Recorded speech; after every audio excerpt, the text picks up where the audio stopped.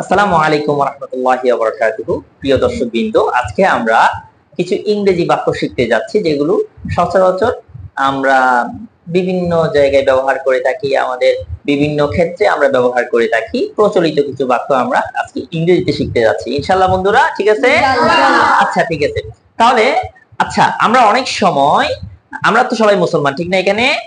আচ্ছা, আমরা অনেক সময় না, প্রায় সময়, সব সময়ই আমরা ভালো আছি এটা বলার সময় আমরা কি বলি? আল্লাহর রহমতে ভালো আছি, ঠিক না? এই যে আল্লাহর রহমতে, এই যে শব্দটা, এই আল্লাহর রহমতে বলতে গেলে আমরা ইংলিশে আল্লাহর রহমতে শব্দটাকে কিভাবে বলবো? By the grace of Allah. By the grace of Allah. আমরা কোনো কিছু আল্লাহর রহমতে এমনটা বোঝানোর জন্য বলবো হলো বাই দা গ্রেস অফ আল্লাহ, ঠিক না? আচ্ছা, আমরা অনেক সময় যদিও সবসময় কসম কাটা ভালো কাজ না, সবসময় কসম কাটা ভালো কাজ না, সবসময় কসম কাটবো না আমরা, কিন্তু অনেক সময় আমরা কোন একটা কথা একদম বিশ্বাস করানোর জন্য খোদার কসম করে বলছি, আল্লাহর কসম করে বলছি, এরকম করে বলি না আমরা? খোদার কসম করে বলছি, এটাকে আমরা ইংলিশে কি বলবো? আই সে টু আল্লাহ। কি বলবো? আই সে টু আল্লাহ। আচ্ছা, আমরা অনেক সময় বলি না যদি আপনি চান, যদি আপনি চান, এই ধরনের কথা বলি না আমরা অনেক সময়? যদি আপনি চান আমি কাজটা করে দিতে পারি, যদি আপনি চান, আর কি এই ধরনের কথা বলি না আমরা? এই যদি আপনি চান এটাকে আমরা ইংলিশে কি বলবো? If you do care, if you do care বলবো, ঠিক না? আচ্ছা, আমরা অনেক সময় আমরা কথা বলতে বলতে দেরি করে ফেলি, ঠিক না? অনেক সময় কথা বলতে বলতে বিরক্ত হয়ে যায়, কথা বলতে বলতে দেরি করে ফেলি। তো আমরা অনেক সময় বলি আরে দেরি না করে কাজ শুরু করো। কি বলি?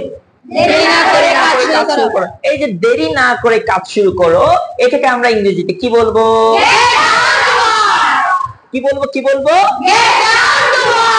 Get down to work.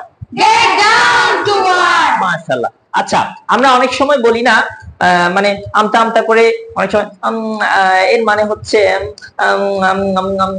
এর মানে হচ্ছে, এরকম করে বলি না আমরা অনেক সময়? আচ্ছা, এই যে এর মানে হচ্ছে, এইটাকে ইংরেজিতে কি বলবা?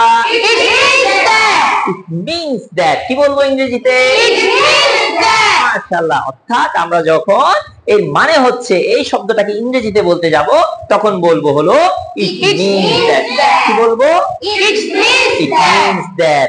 আচ্ছা, আমরা অনেক সময় কোন একটা ব্যাপার, কোন, মনে করো আমাকে কেউ একটা আইডিয়া দিছে, কোন একটা আইডিয়া দিছে, তখন আমরা, বা কোন একটা বিষয় আমার কাছে খুব ভালো লেগেছে, তখন আমরা বলি এটা তো দারুণ হবে, এমনটা বলি না অনেক সময়? এই যে এটা তো দারুণ হবে, এটাকে যখন আমরা ইংরেজিতে বলতে যাব তখন ইংরেজিতে কি বলবো?